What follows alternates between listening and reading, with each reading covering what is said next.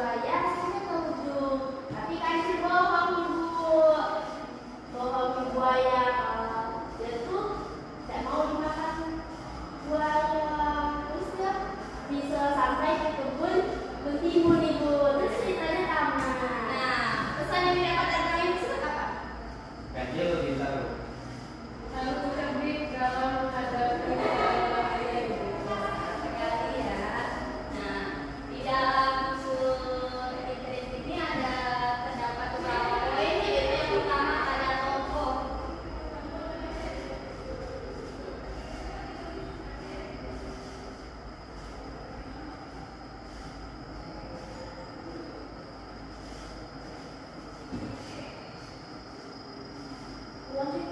Apakah anak-anak sudah paham mengenai unsur-unsur dan prinsip tentang dongeng? Sudah ibu. Baik ibu, ada sebuah dongeng yang dimana dongengnya itu tentang semut dan belalang.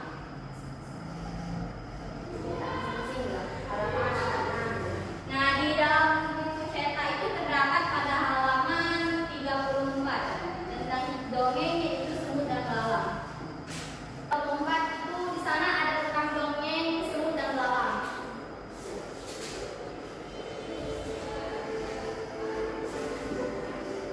Oke, sudah ketemu? Sudah ibu. Siapa mau membacanya dulu? Saya ibu. Yang ketiga silakan baca. Semut dan belalang.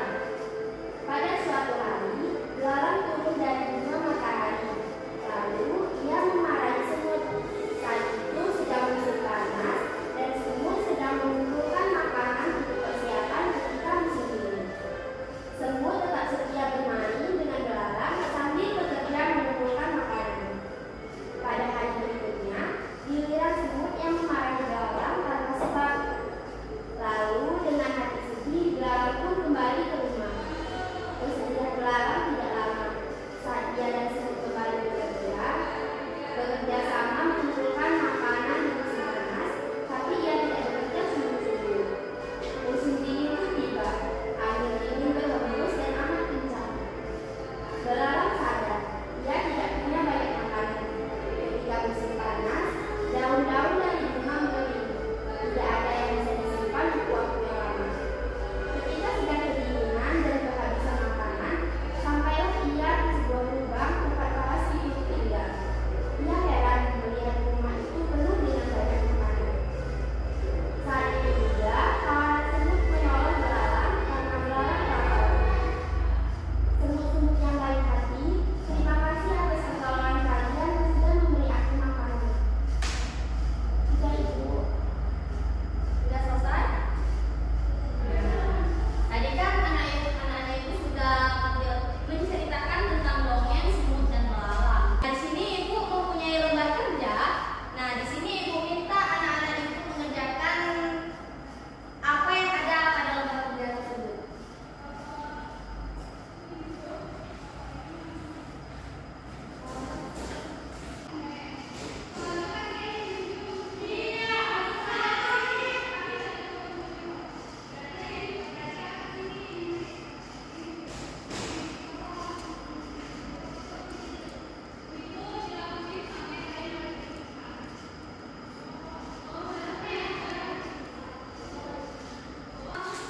Perwakilan yang mengumpulkan nanti semuanya ibu.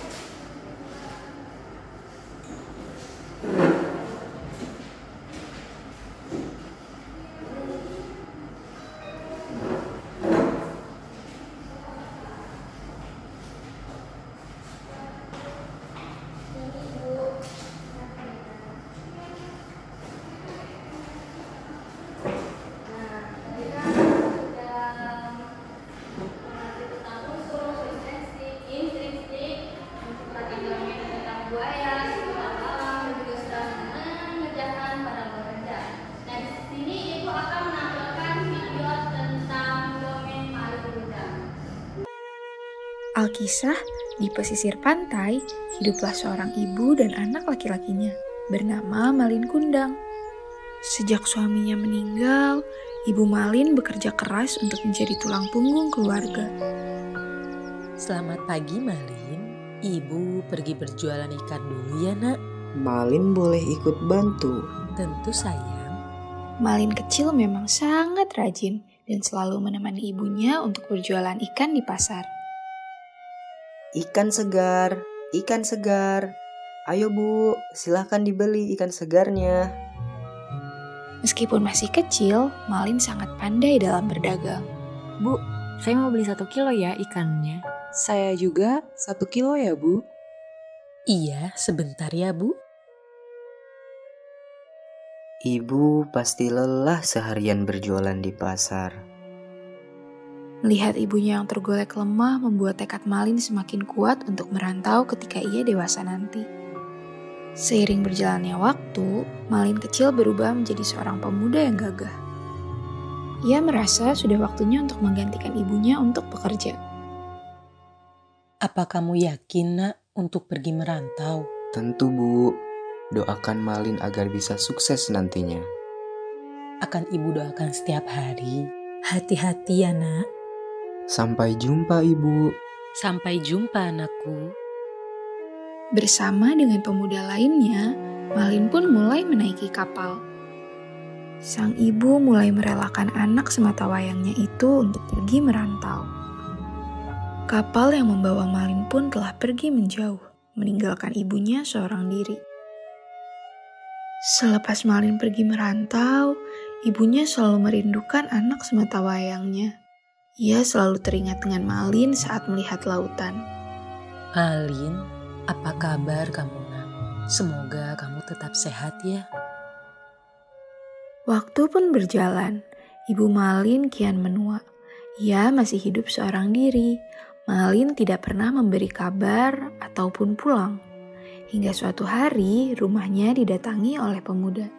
Permisi Bu, apakah Anda ibu dari Malin Kundang? Betul, saya ibu dari Malin Kundang. Malin saat ini menjadi saudagar kaya Bu. Kabarnya esok hari dia bersama dengan saudagar lainnya akan berkunjung ke sini. Malin anakku, terima kasih ya nak. Pagi pun tiba. Ibu Malin segera berlari ke pelabuhan untuk menyambut anaknya. Malin anakku, aku sangat merindukanmu nak. Teriakan sang ibu mampu membuat teman-teman Malin kaget. Mereka pun bertanya keheranan. Hah, bukannya orang tua Malin kaya raya? Apakah dia benar ibumu Malin? Kau siapa? Aku tidak pernah punya ibu dekil dan miskin sepertimu. Tidak disangka, Malin pun tidak mengakui ibunya. Saat ibunya mendekat, Malin segera mendorong ibunya hingga terjatuh. Malin, kenapa kau berubah nak? Ia segera pergi meninggalkan ibunya yang tengah menangis. Ibunya sangat kecewa dengan Malin. Ia segera mengangkat tangannya untuk berdoa. Jika dia memang anakku, tolong berikan keadilanmu. Sesaat setelah berdoa, langit yang tadinya cerah menjadi gelap, pertanda akan terjadinya hujan badai. Kapal yang membawa Malin terombang-ambing oleh hujan badai, hingga membuat Malin terpental jauh ke sebuah pulau. Ibu, maafkan aku Bu. Malin terus menangis dan bersujud meminta maaf kepada ibunya. Namun, permintaan maaf Malin sudah terlambat. Tak lama, seluruh tubuhnya menjadi kaku dan tidak bisa digerakkan sama sekali. Ibu, tolong Malin Bu. Seluruh tubuh Malin berubah menjadi batu. Itu adalah hukuman yang harus diterimanya karena durhaka kepada orang tua. Baik, tadi kan anak-anak ibu sudah menonton atau memperhatikan video tentang dongeng itu Malin Kundang. Nah, di sini ibu meminta anak ibu yang lain untuk maju ke depan untuk menceritakan kembali tentang dongeng Malin Kundang serta menyebutkan amanat dari dongeng yang ditonton tadi. Ayo, siapa yang maju?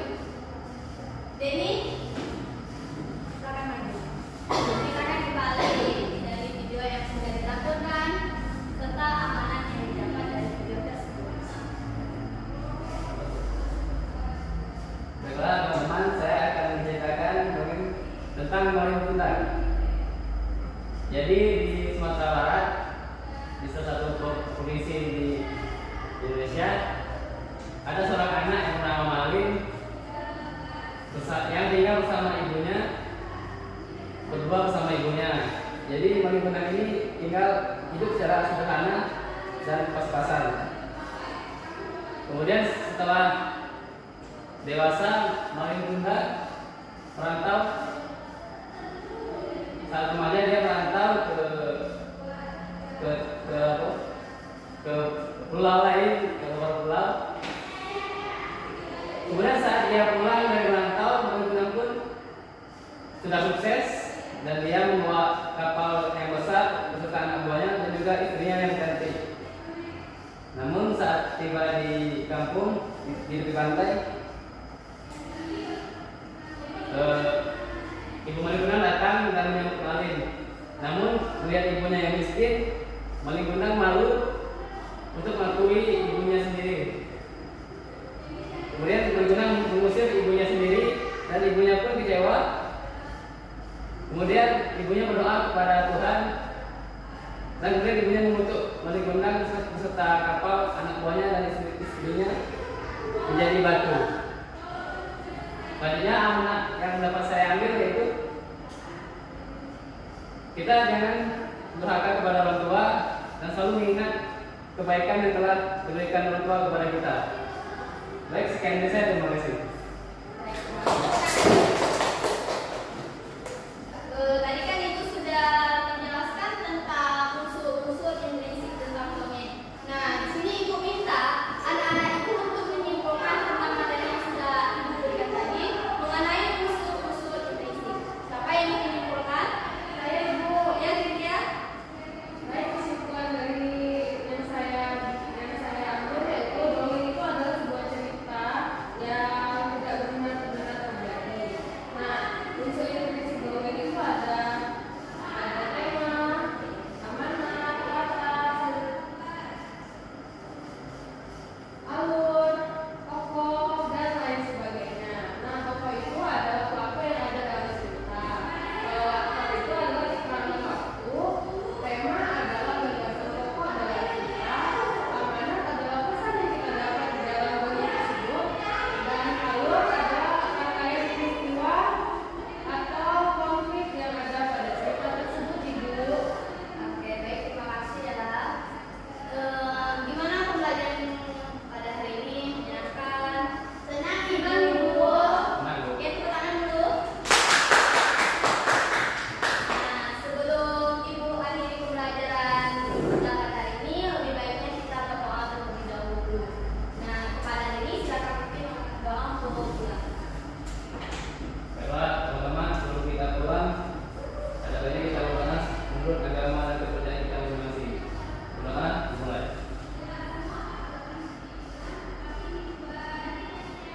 Doa selesai. Baik, itulah tadi pembelajaran kita. Untuk pembelajaran minggu depan itu mengenai tentang cerpen. Baik, Bu.